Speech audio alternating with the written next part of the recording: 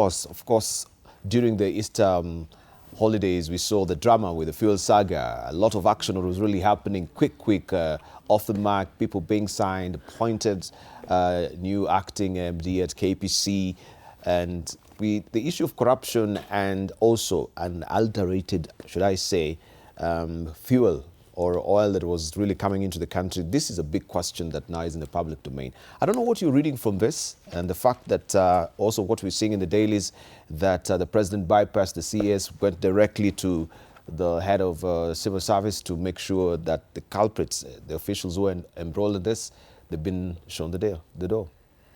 It's very unfortunate. Thank you very much.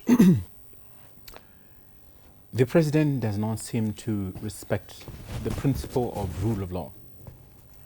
He apparently was very stung by whatever was done, whatever the propriety of it, in his view.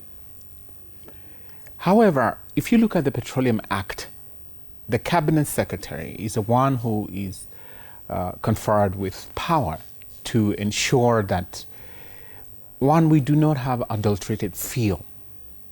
Adulterated fuel is actually defining the act to mean that which does not meet the Kenyan standards. The only body that is empowered by law to regulate any standard is the Kenya Bureau of Standards. Now, absent a waiver previously procured before the importation, so that then if there is no waiver, there is no need for importation, you cannot import. So you can see the correspondence that is in the public domain earlier on indicated that there was such an attempt for a waiver, meaning that this was something within the domain of the cabinet secretary. However, I don't think the president was in the loop, too busy politicking, which is a bane of our society. And I do not think that the mandarins in power appreciate that the Iran-Israel-American war is going to be protracted. This, in my view, and allow me to digress a little bit, is an attack, a controlled demolition on the world economies, for the singular reason to change the financial system that we have globally. And what do I mean? Let's go back, let's pedal back a little bit to the 1973 fuel embargo, the fuel shortage. What did it bring along in terms of the financial landscape worldwide? The petrodollar. The petrodollar collapsed a couple of years ago, 3 or so. And that brings with it the dynamics of they who benefit or who stood to benefit out of that financial scenario, which is the Americas, the US specifically, and by extension NATO. When you see ignorant politicians acting totally blind to what is going on around the world with other countries, you have to shudder. The crisis that is going to accost this country because of these political manipulations and the political maneuvers that are totally outside the scope of the law are going to be humongous. Sadly, the domino effect is going to affect even the school-going child. Because of the breakage in the supply chains, we're going to have a financial crisis. And because of the financial crisis worldwide, there has to be, naturally, something that comes and fills in the vacuum. What is that? The digital currency is what is designed to take over. If you research and look at the EU, for instance, they already have right in the wings to fly the digital currency, the euro. If you look at the World Bank and the IMF, it's been going around telling nations that you do need to change your financial structures by having the central bank digital currency. What do I mean?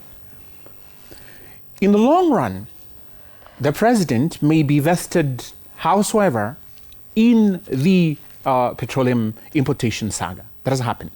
Because you can see his hand. any appointment of a cabinet secretary, including, may I add, the deputy president that was appointed recently, and all these other people in power, attendant to their appointment, they have to sign a resignation letter, undated. So whatever was playing out is part of the political gamemanship that has been there with the president. That, look, you have resigned, but effectively he has just dated that letter himself. Or this person has been told to date it, but they had already, quote unquote, tendered that resignation. So what is going on is more of politics, which is acting blind to both the Petroleum Act and the ramifications with dire domino consequences on the country. Having adulterated fuel, by admission they have said that this is fuel that does not meet the standards that are set by Kenya Bureau of Standards. It implies that your own motor vehicle, however priced it is in danger of being mechanically declared unfit by the manufacturer, or somehow you will suffer some mechanical failure. What does that do to our economy? If you ground motor vehicles because of bad fuel, what are you saying? Lastly, this saga depicts the shallowness of, should I say, the leadership in this country and the lack of foresightness. If I was a president, I would move COMESA, I would move the African Union to pool our resources. What happened to the Mozambique oil and gas? Italy has gone to exploit it. France has gone to exploit it. How about Angola? Angolan oil is very rich.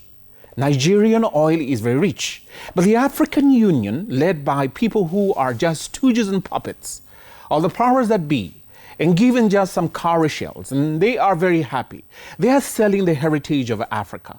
And this would have been an opportune moment for the African Union to see and say that we need solutions for our energy needs because of the what's happening in the Middle East. Where are we today?